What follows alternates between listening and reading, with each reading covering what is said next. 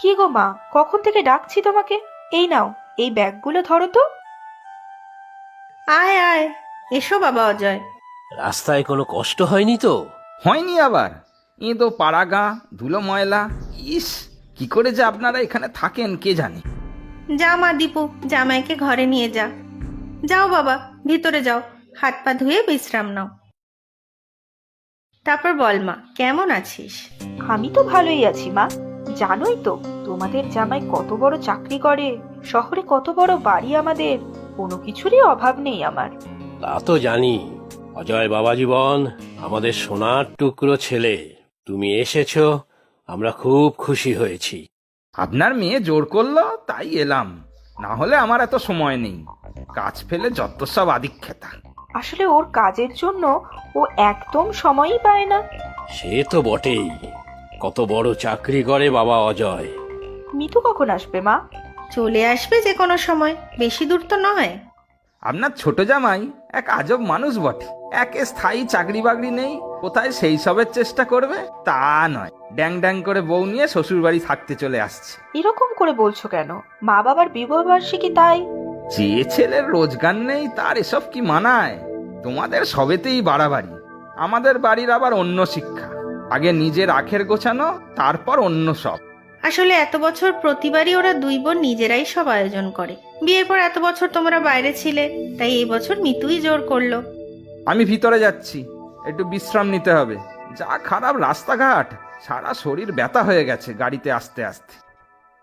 মা, ও মা, বাবা, কোথায় গেলে সব?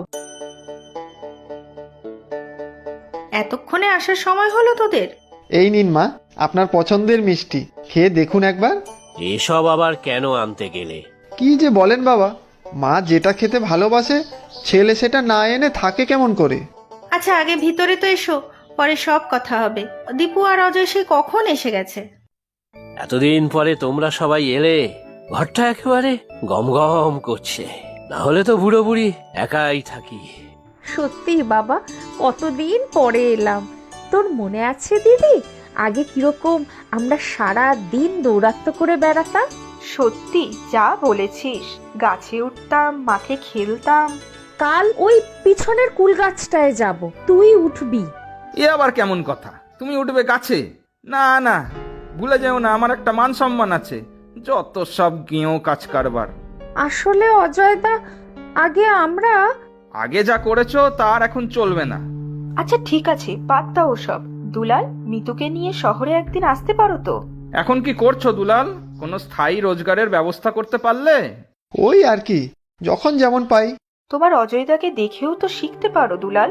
বড় চাকরি, শহরে বড় বাড়ি গাড়ি, কি নেই আমাদের। এভাবে তোমার কদিন চলবে বলো তো?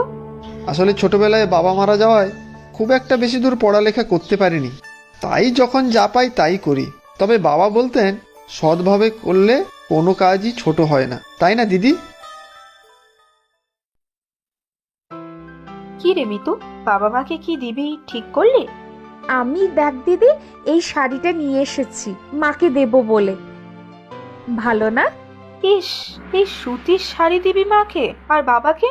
বাবাকে ভেবেছি একটা বই কিনে দেব, বাবা বই পড়তে ভালোবাসে।